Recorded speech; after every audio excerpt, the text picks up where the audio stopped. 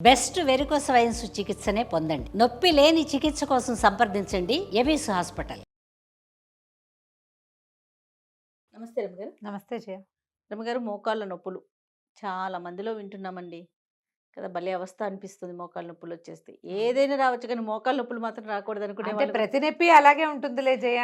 అంటుంటా. అదైతే ప్రతి నిజమేనండి. నొప్పికి అలాగే ఉంటుంది. స్పాండిలైటిస్ ఉన్న వాళ్ళు స్పాండిలైటిస్ అంత నరకం ఇంకోటి లేదనుకుంటారు. కన్ను కన్నే పన్ను పన్ను. పన్నే దేనికి అదే కదా. పన్ను అవును. నొప్పి వచ్చినప్పుడు మనకు అలాగే అనిపిస్తుంది. దీనంత నరకం ఇంకోటి లేదు. ఇది మాత్రం రాకూడదు అంటాం.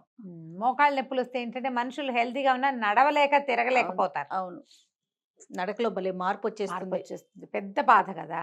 ఇది వరకు అక్కడక్కడ పెద్దవాళ్ళకి కొద్దిమందికే కనపడేది జయ. మనకేంటంటే ఇప్పుడు మనకే కాల్షియం నిలవలు తగ్గిపోవటము, ఈ మోకాళ్ళల్లో గుజ్జు అరిగిపోయిందంటారు, మృదులాస్థి అంటారు కదా, అది అరిగిపోయిందంటారు, అది అయిపోయిందంటారు, అది ఆవిరైపోతోంది. ఇదివరకటికి ఇప్పటికి అంతంత నడకలేవి మనకు. అసలు ఇదివరకు జనాలు వెర్రెక్కినట్టు నడిచేవాళ్ళు. ఎంతంత దూరాలు జయ. అవునవును. ఎంత దూరమైనా కాలినడకనే వెళ్ళేవాళ్ళు. అంత కాలినడకన వెళ్ళిన రోజుల్లో జనం బాగానే ఉన్నారు. అవును. నాకు ఒకటి అనిపిస్తుంది, అంటే ఒక ఊహ, అవునో కాదో ఎవరైనా ఏ డాక్టర్లో చెప్పాలి. ఎవరైనా డాక్టర్లు ఉంటే మన సబ్స్క్రైబర్లలో కొంచెం ఆన్సర్ చేయాలి, దీన్ని అడ్రస్ చేయాలన్నమాట. ఇది వరకు మెట్లు తక్కువ ఉండేవి జయ. ఇళ్లల్లో వాకిళ్లల్లో గుళ్ళకి వెళ్ళినా కూడా ఎప్పుడో వెళ్ళేవాళ్ళు. అవును. నడకే ఉండేది.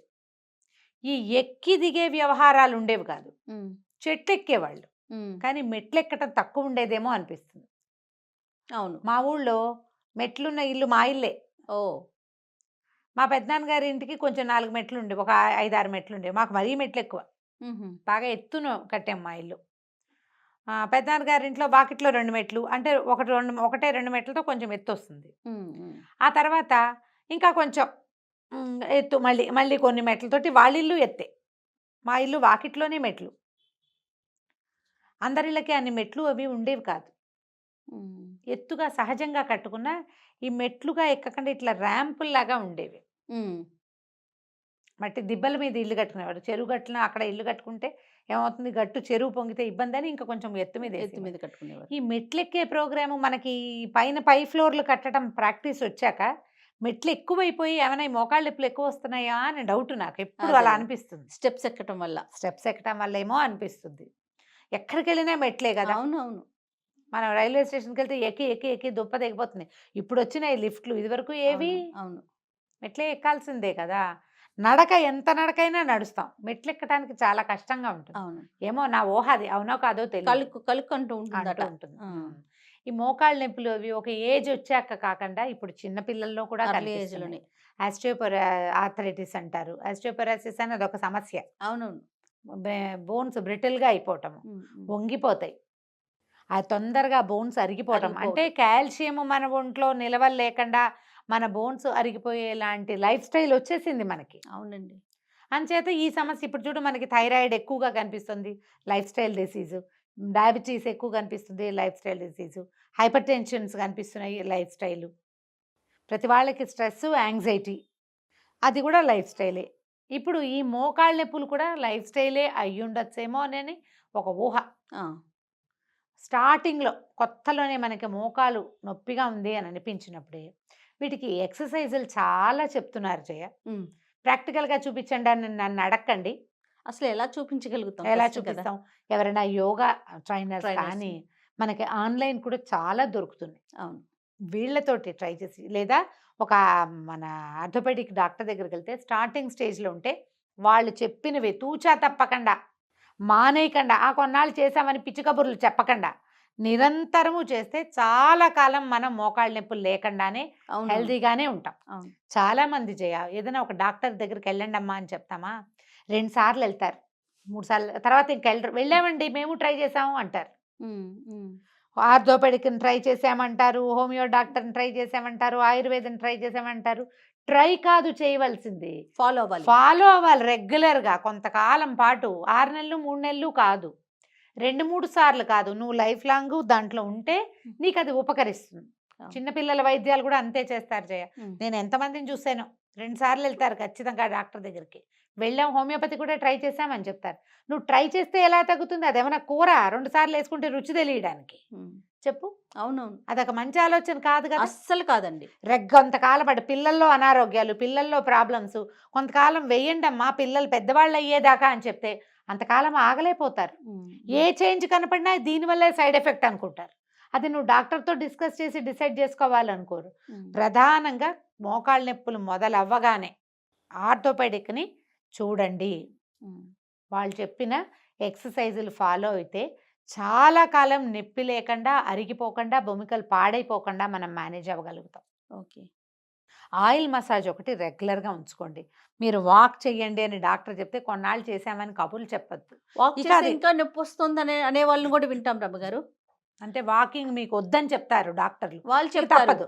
కానీ డాక్టర్ నువ్వు వాక్ చెయ్యి అంటే నువ్వు చేయాల్సిందే. ఊపిరి తీయలాగా అంతే, నొప్పి వచ్చినా సరే. వచ్చినా సరే నడుస్తూ ఉంటే కొంతకాలానికి సెట్ అవుతుంది. ఏదైనా ప్రిస్క్రైబ్ చేస్తే వాడండి వాటిని. స్టార్టింగ్లో అయితే కనుక మీకు మసాజ్ బాగా ఉపయోగపడుతుంది, ఎక్సర్సైజ్ బాగా ఏం ఆయిల్ ఉపయోగపడుతుంది. అంటారు రమ్మగారు? మీ మీ ఏ ఆయిల్ అయినా పంచతైలం లాంటివి చేసుకుని రాసుకోవచ్చు. పంచతైలాలు ఏంటి అయితే తైలాలు కలుపుకోవటమే అంతే కదా. కదా. ఎందుకు కలుపు- ఆయుర్వేదం స్టోర్స్ లో కూడా దొరుకుతాయి. దొరుకుతాయి. నారాయణ తైలము అలాంటివి దొరుకుతాయి. ఒట్టిగా కొబ్బరి నూనె రాయండి, ఆముదం రాయండి, ఏం రాసినా మర్దన అవసరం. రాత్రి పడుకునేటప్పుడు మోకాలికి ముందు భాగంలోనూ వెనక భాగాల్లోనూ కాసేపు అట్లా మర్దన చేయండి. సూదింగ్గా ఉంటుంది. పొద్దుటికి ప్రశాంతంగా లేస్తారు. అరికాళ్ళు మర్దన చేసుకోండి. డాక్టర్ని చూస్తే వాళ్ళు చెప్పిన ప్రకారం చేయండి. ఎక్సర్సైజ్ ఏ ఏజ్ వాళ్ళకైనా అవసరము. వెయిట్ కనుక మీరు పెరిగిపోయి ఉండుంటే వెయిట్ ఒక కారణం అవుతుంది. అవును, వెయిటే కారణం అని నేను అది అన్నది కూడా ఒక కారణం. అది కూడా ఓ కారణం. వెయిట్ తగ్గించుకోండి. రాత్రిళ్ళు ఆహారం తగ్గించండి. ఏ పదార్థాల వల్ల ఎముకలు అరిగిపోతాయని చెప్పబడుతుందో వాటిని తినకండి, తాకండి. అంతే. కార్బనైజ్డ్ డ్రింక్స్ వాటి జోలికి వెళ్ళొద్దు. కోకులు గీకులు తాగబోకండి. వాటితోటి బోన్స్ బ్రెడ్ పాడైపోతాయిట చెప్తున్నారు పాపం డాక్టర్లమ్మ. మన దగ్గరే డాక్టర్స్ ఛానల్లో ఎంతమంది చెప్తారమ్మా. అవును. పాపం చెవి నిల్లు గట్టుకు చెప్పినా సరే అక్కర్లేని పిచ్చి కబుర్లన్నీ వింటాం కానీ మనం ఫాలో అవ్వము. అది చాలా పెద్ద సమస్య. వింటారు రమ్మగారు. అవేర్నెస్ లేకపోవడం కాదు, అవును ఉన్నది కానీ ఫాలో చెయ్యరు. అవును అవును. ఇప్పుడు డాక్టర్ని కనుక ఒక 2 సార్లు చూసి వదిలేసినట్లే విని వదిలేయటమే విని అయిపోతుంది. వదిలేస్తారు. మీరు కార్బనైజ్ డ్రింక్స్ తాగద్దంటే మనం ఏం చేయాలి? స్ట్రిక్ట్లీ మన No. ఇంట్లో పార్టీలకు పెట్టకూడదు. ఏ పార్టీలోనూ పిల్లల్ని కానీ పెద్దల్ని కానీ తాగనివ్వకూడదు. ఫ్రెండ్స్కి అడ్వైజ్ చేయాలి. కొన్ని షాపుల్లో 5,000 కొంటే 2 కోక్ బాటిల్స్ ఫ్రీ అవును అవునండి. కదా. కేక్ కొంటే కోకు ఫ్రీ. ఫ్రీ. నువ్వు జబ్బుని ఫ్రీగా తెచ్చుకుంటున్నావు కదా. అదే కదా. రేపు రాబోయే అత్యవసర పరిస్థితిని ముందే మనం సరదాగా వాడేస్తున్నాము. వీటిని మానేయండి. మానేస్తే ఎలాగండి? కంపెనీలు మూసిపోవాలా లాంటివి అడక్కండి. కంపెనీల సంగతి తర్వాత, ముందు ముందు మన మనం ఆరోగ్యం. ఉండాలిగా. హ్మ్. మన కథ నడవాలి కదా. చిన్నవాళ్ళల్లో కూడా వస్తుంది. 30sలో కూడా మోకాళ్ళ నొప్పులు అవును, కనిపిస్తున్నాయి. ఈ మోకాళ్ళ నొప్పి రావడానికి ఒట్టిగా బోన్స్ సరిగిపోవటమే కాకుండా ఇంకేమైనా పరిస్థితులు కారణం అవ్వచ్చా అనేది ఆలోచన. నాకు బోన్స్ సరిగిపోయినాయి అని చెప్పొద్దు, డాక్టర్ని చూడండి. అంతే. అతన్ని డిసైడ్ చేయనివ్వండి. ఇది నీకు సమస్య అని ఆయన చెప్పి నువ్వు ఇది చెయ్యాలి అంటే తూచా తప్పకుండా పాటించండి. నేనైతే మసాజులు నాకు చాలా డిఫరెన్స్ కనపడుతుంది జయ. చాలా తేడా ఒకసారి వస్తుంది. అన్నట్లుంటారు, విన్నా నేను. బాగా తేడా కనిపిస్తుంది. ఎప్పుడైనా ఇప్పుడు కొంచెం ఏజ్ పెరిగింది, మోకాళ్ళ నొప్పులు అనిపిస్తే కూర్చునేటప్పుడు అప్పుడు కాస్త ఇబ్బందిగా ఉందనుకో, వరుసగా ఒక వారం 10 రోజులు కనుక మోకాళ్ళకి చేస్తారా? మసాజ్ చేస్తే చాలా బాగుంటుంది. ఇంకొక చిన్నది చెప్తాను. మనం ఏదైనా టవల్, చిన్న కర్చీఫ్ టవల్ లాంటివి తడిపి పిండేసి దాన్ని చక్కగా మడతపెట్టి మోకాళ్ళ మీద వేసుకోండి, కవర్ చేసేయండి మోకాలు. దాని మీద ఒక పెద్ద దుప్పటి కప్పుకొని కూర్చోండి కాసేపు. తడి తడి దాని మీద. తడి దాని మీద ఆ. దాని మీద పెద్ద దుప్పటి ఒకటి. ఆ తడికి మనకి బట్టలు పాడైపోకుండా చూసుకోండి మీరు. కొంచెం ఆ, మంచం మీద కూర్చున్నప్పుడు అప్పుడు కాకుండా నొప్పి లాగుతుంది.